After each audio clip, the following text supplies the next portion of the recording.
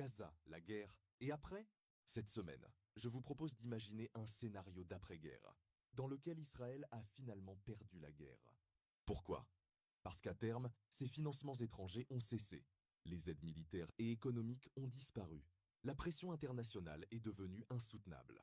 Privé de ressources, Israël a dû arrêter ses opérations militaires et accepter un cessez-le-feu imposé. Les conséquences immédiates sont dévastatrices. À Gaza, les infrastructures sont réduites à néant. Des quartiers entiers sont en ruine. Les populations vivent dans la peur et la douleur. Les hôpitaux croulent sous les blessés. Les services essentiels sont à l'arrêt.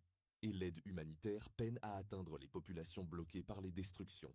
Le traumatisme est profond. Des milliers de familles pleurent leurs morts.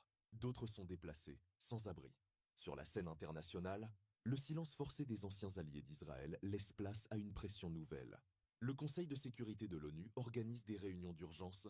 La communauté mondiale réclame justice et responsabilité.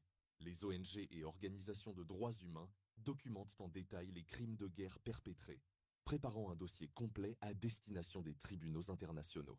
La reconstruction s'annonce lente et difficile, mais une étape essentielle pour éviter le retour à la violence. Privé de ses financements étrangers, Israël se retire progressivement des territoires occupés. Les colonies illégales sont abandonnées. Les troupes israéliennes se replient vers les frontières définies par l'ONU en 1948. Cette décision marque un tournant historique qui amorce la décolonisation effective de la Palestine. Pour la première fois, la Palestine peut envisager une véritable souveraineté sur ses terres, après des décennies d'occupation. La communauté internationale reconnaît ce retour aux frontières légales et s'engage à soutenir un processus de paix durable. Jérusalem devient une zone internationale, gérée conjointement, symbole d'un espoir nouveau. Les négociations reprennent, sous haute surveillance, mais avec une dynamique différente. Les Palestiniens ont enfin une voix légitime et un pouvoir réel. L'espoir renaît, mais les défis restent immenses. Le monde exige désormais justice. Un tribunal international est créé, appelé Nuremberg II, pour juger les responsables des crimes commis. Les généraux, politiciens et hauts responsables militaires israéliens sont sur la liste des accusés. Mais pas seulement. Les fournisseurs d'armes, les financiers étrangers et même certains alliés politiques sont également mis en cause. Pour la première fois, des chefs d'entreprise privés sont convoqués à la barre.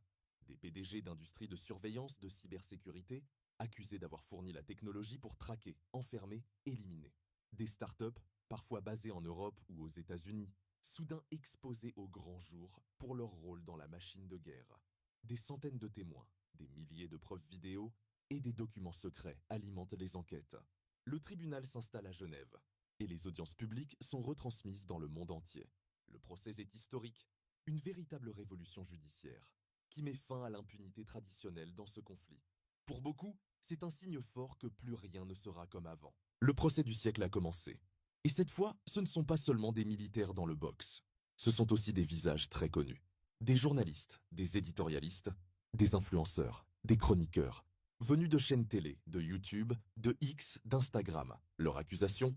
Avoir couvert, justifié, voire encouragé des crimes de guerre.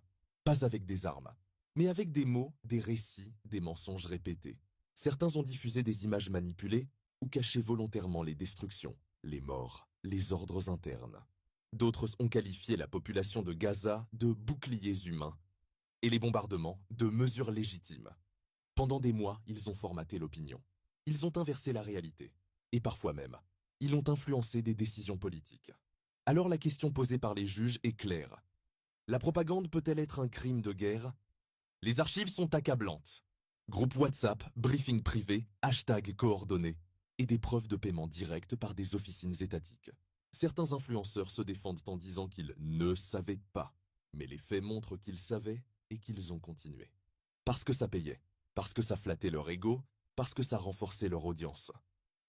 Et pendant ce temps, des milliers de civils mouraient dans l'indifférence.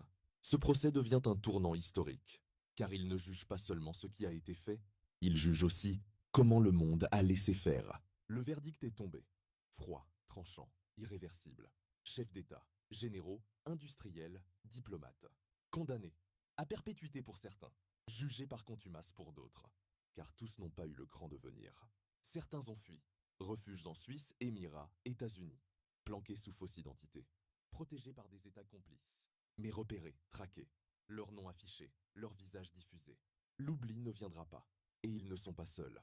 Des chaînes de télévision ont été citées, des rédactions convoquées, des journalistes stars inculpés pour propagande de guerre, dissimulation de crimes ou collusion avec des états-majors, des visages connus du grand public.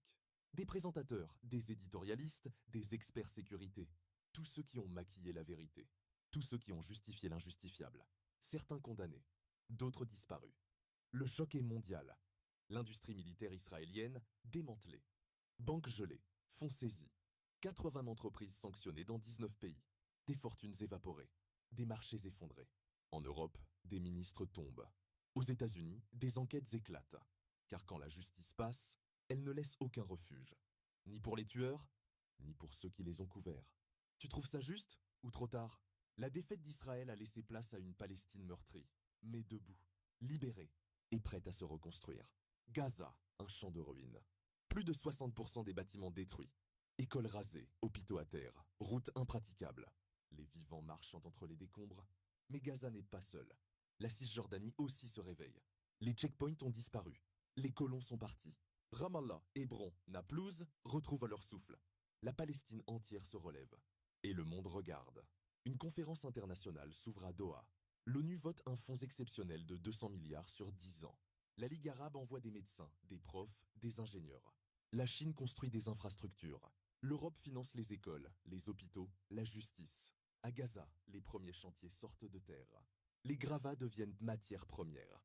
Des usines de recyclage locales fabriquent des briques. Un port est reconstruit à Khan Younes. Un aéroport rouvre près de Rafah. Partout dans le pays, la jeunesse se forme. Des écoles bilingues s'ouvrent. Une université nationale est fondée à Jérusalem-Est. Une constitution est rédigée dans la transparence. C'est toute une société qui renaît. Pas seulement des murs, mais des droits, des idées, une mémoire. L'économie?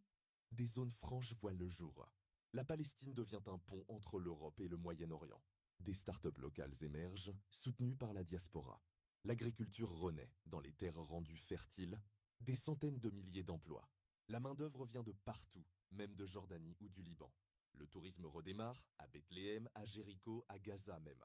Mais attention, rien n'est gagné. Les tensions restent fortes. Les blessures sont là. Et la paix, comme la liberté, doit s'entretenir chaque jour. Reconstruire Gaza et la Palestine entière, ce n'est pas juste rebâtir. C'est réinventer un pays. À partir de rien, la Palestine est debout, libre, reconnue et en paix. Un État souverain, respecté aux Nations Unies, avec son drapeau aux côtés de tous les autres. Gaza et la Cisjordanie sont connectés par un corridor rapide et sécurisé. Les frontières sont stables. Les deux États coexistent. Israël et la Palestine ont signé un accord historique de non-agression. Et le monde s'est adapté. La Palestine exporte ses agrumes vers l'Europe. Ses startups collaborent avec la Silicon Valley. Ses ingénieurs conçoivent des technologies pour Dubaï. Ses films remportent des prix à Cannes. Ses artistes exposent à Berlin. Elle importe des trains légers du Japon, du matériel médical d'Allemagne et des composants électroniques d'Israël. Oui, les anciens ennemis commercent. L'électricité circule d'un côté à l'autre. L'eau aussi. Les frontières sont ouvertes aux marchandises et à certaines catégories de travailleurs. Ramallah reçoit des délégations étrangères. Bethléem est redevenue une destination touristique.